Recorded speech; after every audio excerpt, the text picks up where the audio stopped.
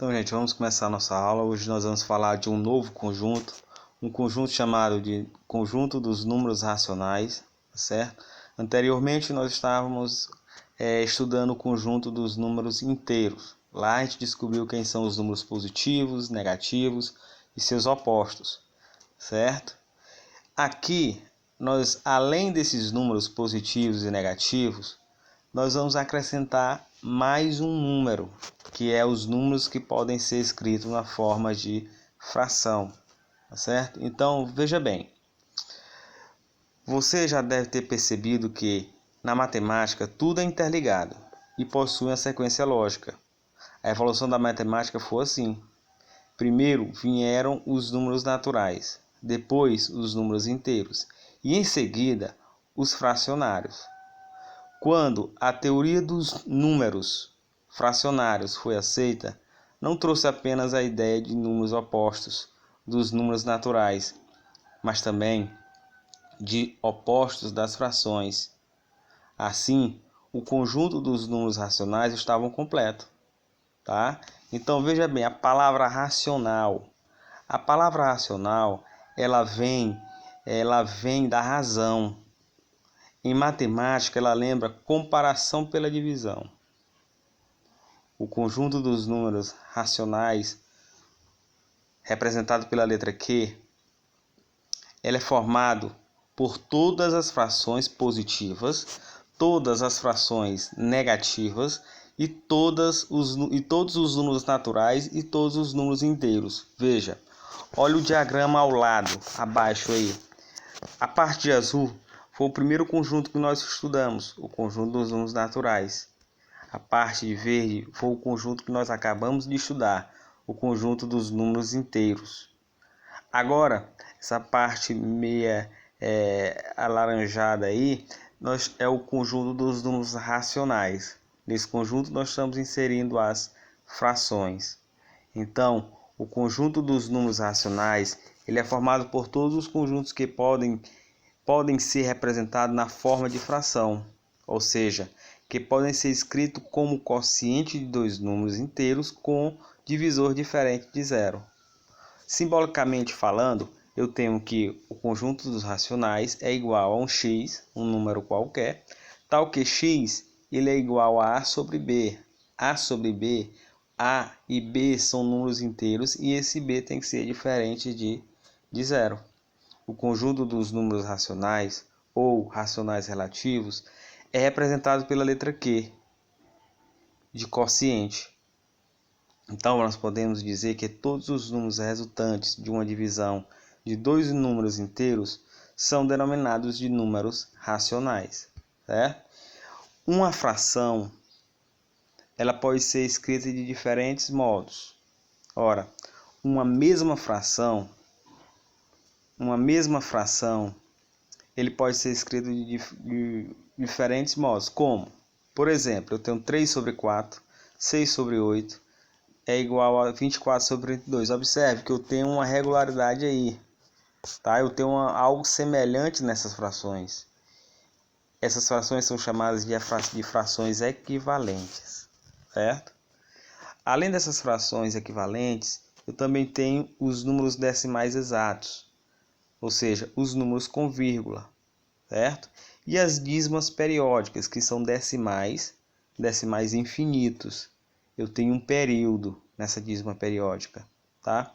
Eu vou saber diferenciar um decimal infinito, que é uma dízima periódica, de um decimal infinito, que não é uma dízima periódica, tá? Nós vamos saber e vamos falar isso aí mais na frente. Há 4 formas de representarem os números racionais. Quais são elas? A forma de fração, que é o que a gente conhece, que é as frações próprias e impróprias, que você já tem conhecimento do que é. Os números mistos, números decimais de escrita finita, tá? Que são chamados decimais exatos, e dízimas periódicas, que são decimais não exatos. Nós podemos representar, assim como lá no conjunto dos naturais, no conjunto dos inteiros, nós podemos representar os números racionais também em uma reta numérica. Tá? Como é que eu vou fazer isso? Para a gente fazer a representação de um número racional numa reta, é localizar nela um ponto que represente esse número. Como a fração é um quociente, basta dividirmos os termos para precisar a marcação do número. Por exemplo, eu tenho a fração 1 sobre 2. Então, basta você dividir 1 sobre 2 é igual a 0,5. E 0,5 vai estar localizado entre 0 e 1. Tá? Corrijam o slide aí que teve um erro de digitação. O correto é 0,5. Veja que eu tenho um exemplo de reta numerada aí, tá? Então veja bem. Determinação de uma dízima periódica. A determinação de uma dízima periódica. Então, para a gente determinar a fração geratriz de uma dízima, como nós sabemos, a dízima periódica é um número decimal inexato que apresenta uma regularidade na sua casa decimal, ou seja, apresenta algarismos na casa decimal que se repetem. Quando a dízima periódica apresenta somente os algarismos repetidos, dizemos que ela é uma dízima periódica simples. Olha o exemplo. Eu tenho 0,555, apresenta algarismo 5 se repetindo. 2,363636 apresenta os algarismos 3 e 6 se repetindo. O exemplo 3,718 apresenta os algarismos 7, 1 e 8 também se repetindo. Quando a dízima periódica apresenta um número ou mais algarismos na casa decimal que não se repetem, então temos uma dízima periódica não simples ou uma dízima periódica composta. Olha o exemplo. O número após a vírgula, o primeiro número decimal, ele não faz parte do período, tá? Veja que eu tenho 0,1, a partir do 1 eu tenho 5, 5, 5, eu tenho um período. Tá? Então apresento na casa decimal o algarismo 1, que não se repete, e o algarismo 5, que se repete. Segundo exemplo, eu tenho 2,67, aí 8888. Observe que eu tenho dois algarismos após a vírgula que não se repete. Após esses dois números, eu tenho um número que se repete, que é o 8888. Certo? Então, como é que nós vamos encontrar a fração que gera essas dízimas? Tá? Esses dois tipos de dízima, que é a dízima simples e a dízima composta. Preste atenção aqui, eu tenho uma fórmulazinha. Então veja bem, a fração geratriz ela é representada pela letra G. Então, a dízima simples é o período dividido por 1/9 por algarismo do período. Então veja bem, eu tenho 0,7777. Quem é o período? 7. Quantos algarismos eu tenho nesse período? Somente 1. Então só tenho 1/9. Então fica 7 sobre 9. Letra B, eu tenho 0,232323. Qual é o período? 23. Quantos algarismos eu tenho nesse período? 2. Que é o 2 e o 3. Então, 9. Então fica 23 sobre 99.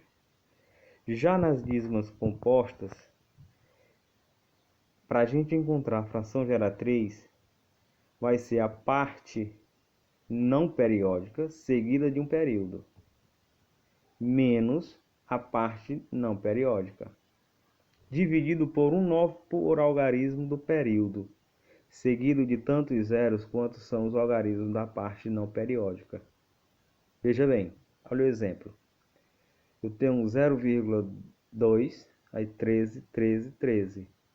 Veja que o número que está após a vírgula, que não se repete, é o 2. Após o 2, eu tenho um período. O período é o 13. Então, a parte não periódica, que é 2, seguido de um período, ou seja, fica 213. Menos a parte não periódica, ou seja, quem não periódica aí? É o 2. Então, fica 213 menos 2. Sobre 1/9 por algarismo do período. O período é 13, eu tenho 2 algarismos. Então, eu tenho 9/9. Seguidos de tantos zeros quantos são os algarismos da parte não periódica. Então, a parte não periódica aí é só um algarismo, então eu só tenho um zero.